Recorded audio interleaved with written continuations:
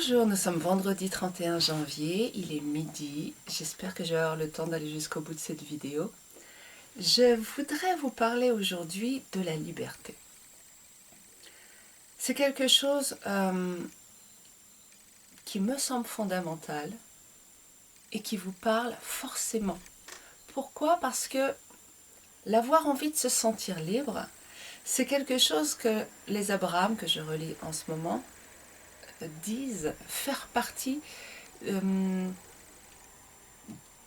besoins primordiaux de notre incarnation sur Terre. Nous venons avec ce besoin de liberté qui est comme un besoin de respirer parce que nous venons avec une intention qui est de créer. Si on n'est pas libre, on ne peut pas créer. D'accord? Ça, c'est le premier point.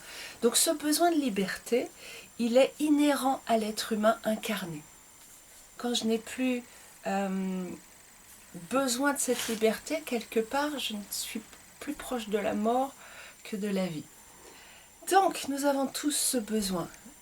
Peut-être plus fort chez certains, mais nous avons tous ce besoin. Ça, c'est important de le clarifier. C'est naturel. Deuxième point. Qu'est-ce que c'est que la liberté? La liberté, je vous invite à arrêter la vidéo, faire pause, et puis à réfléchir, qu'est-ce que c'est pour vous?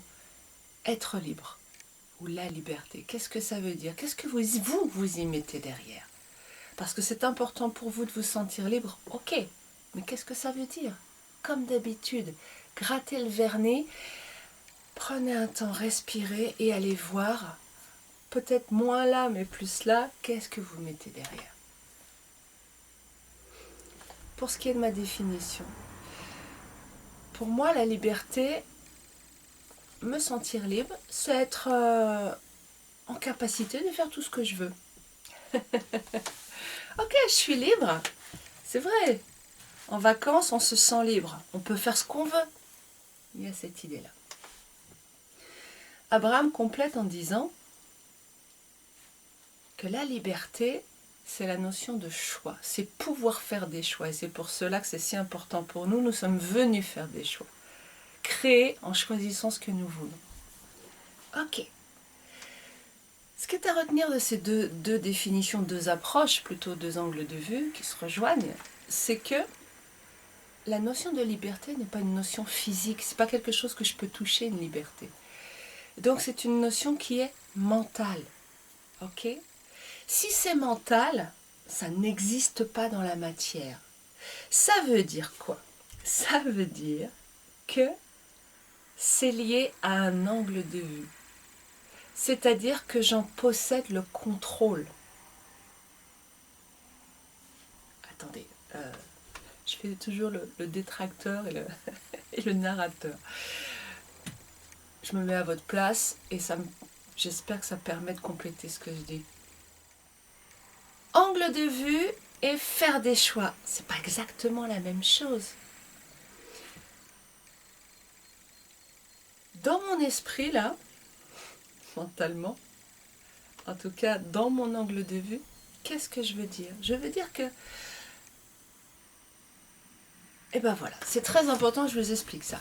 Qu'est-ce que c'est? Pourquoi la notion d'angle de vue rentre dans la notion de choix? On a le choix ou on n'a pas le choix? Quel est le rapport avec un angle de vue? Et bien justement, nous avons un angle de vue qui nous empêche de faire des choix. Je prends un exemple. J'ai de la vaisselle sale dans l'évier. Il y a quelqu'un qui va venir dans un quart d'heure. Bon, bah, j'ai pas le choix, il faut que je fasse ma vaisselle. C'est un angle de vue. C'est un angle de vue qui est issu du fait que j'ai des croyances qui me disent que si je laisse ma vaisselle sale dans l'évier, je deviens quelqu'un de sale. L'autre va me juger négativement. Je perds de la valeur à ses yeux.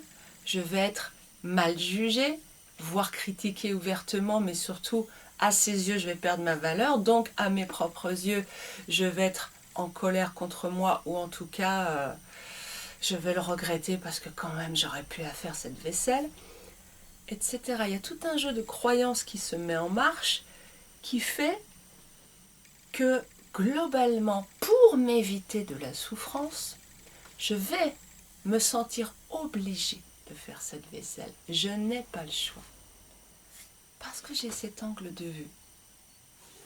Si je prends un autre angle de vue, ça peut être « Oh, il y a Jean-Claude qui vient me voir. » J'aime bien à partir des gens, Jean-Pierre, Jean-Paul, Jean-Claude, ça me fait rire.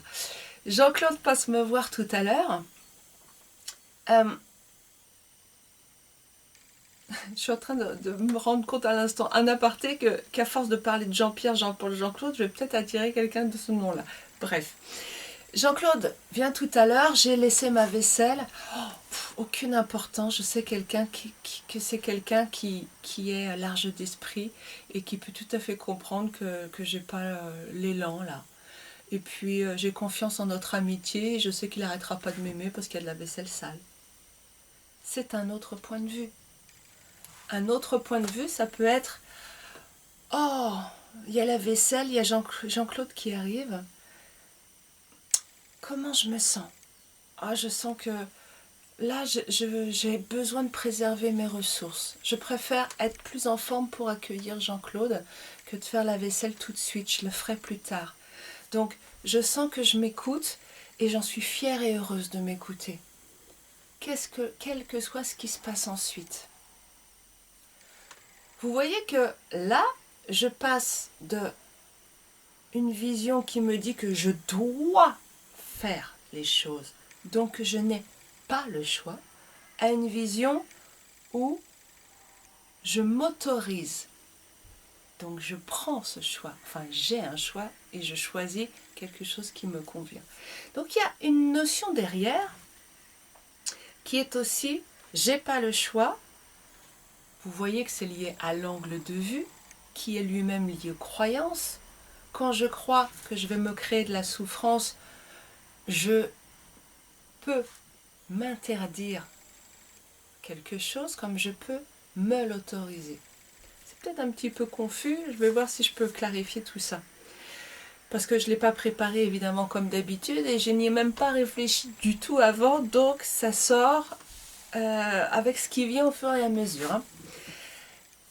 Ce que je trouve très intéressant dans ce qui est en train de venir, c'est qu'il y a plusieurs notions. Il y a le concept de angle de vue, comment je regarde ce qui est en face de moi, qu'à partir de là, ça implique en réalité un choix.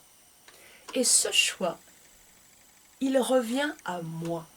Je m'autorise, je me refuse. Le choix ne vient jamais de l'extérieur. Vous pouvez dire à un enfant, je refuse que tu fasses ça, il garde le choix. Et bien souvent, il va le faire quand même, ce que vous refusez qu'il fasse.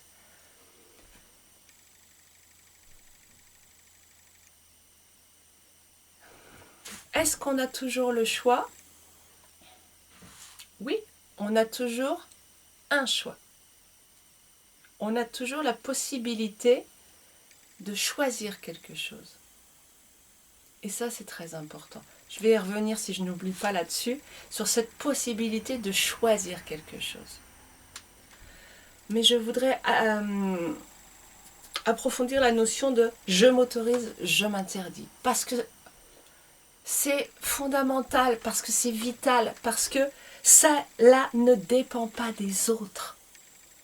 Je m'autorise, je m'interdis. Se sentir libre, est-ce qu'en fin de compte, ce ne serait pas s'autoriser plus de choses dans notre vie? Nous nous autorisons, nous nous interdisons des choses en fonction de nos croyances. Il me semble vraiment que quand j'entends « Ah, mais je suis obligée de faire ça. Ah, mais j'ai pas le choix, je dois faire ça. Il faut que, je dois, il faut que, je dois. » Qu'est-ce que ça dit? Ça dit derrière, je cherche à être bien à travers ces choix-là. Mais j'ai pas le choix, je dois payer mes impôts. Vous avez le choix. Vous avez le choix, c'est-à-dire que vous pouvez matériellement faire le chèque ou pas faire le chèque. Personne ne vous tient la main en vous faisant écrire de force dans la réalité. Vous avez ce choix-là. Je peux le faire, ce chèque. Évidemment que si je ne le fais pas, il y a des conséquences. Mais dans la vie, ce ne sont jamais les conséquences qui sont un problème. Quand vous regardez avec un angle de vue différent le fait de payer vos impôts, où vous ne vous sentez pas libre, j'ai pas le choix. Quand vous regardez ça autrement, je choisis de payer mes impôts parce que je participe à la culture, je participe à l'enseignement, je participe au fait d'avoir des infrastructures, de l'éclairage la nuit, d'avoir un maire qui puisse m'aider dans mes problèmes, d'avoir etc., etc. Quand vous réfléchissez comme ça ou regardez les choses comme ça, est-ce que vous ne vous sentez pas mieux?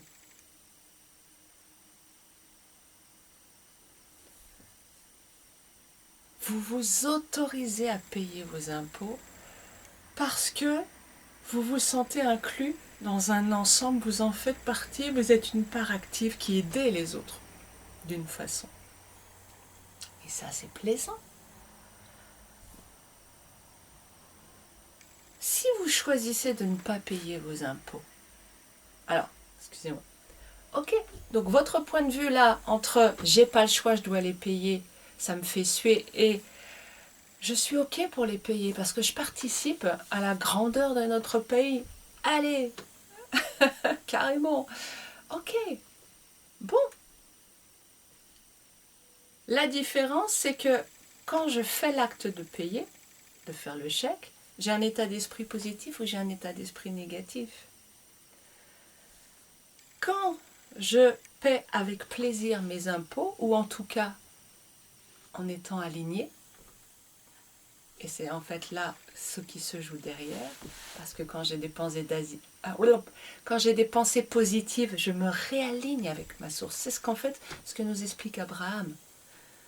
Le plaisir, la joie me réaligne automatiquement avec ma source, et en fait, tout ce qui est de l'ordre du déplaisir me dit que je suis en train dans mes pensées de m'éloigner de ce qui est moi, ce qui est ma source, mon être intérieur. C'est cet tiraillement intérieur qui fait mal. Me sentir libre,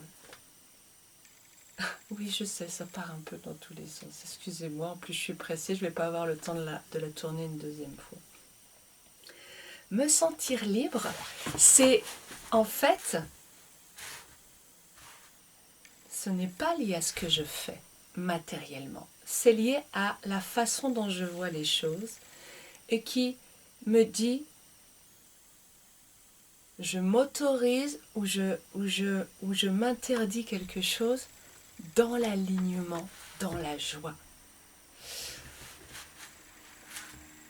Je paie en étant aligné, c'est ok pour moi.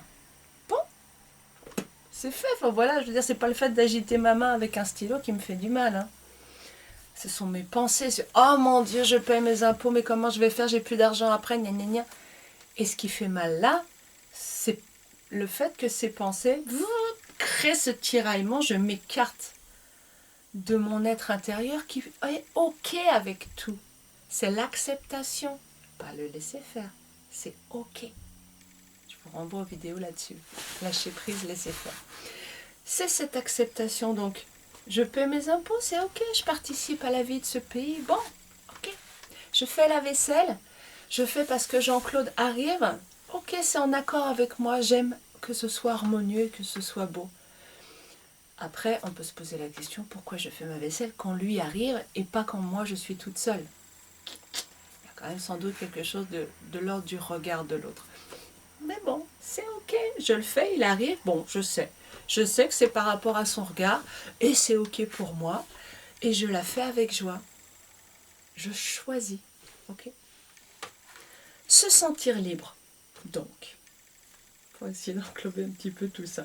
Et revenir peut-être sur cette notion de départ, est-ce que j'ai toujours le choix? Se sentir libre, c'est donc peut-être plus que je peux tout faire, c'est je peux être ok avec ce qui est en m'autorisant à être OK. Peut-être que c'est ça le choix ultime qui nous donne la sensation de liberté. C'est ce choix d'être OK ou pas OK avec ce qui se passe.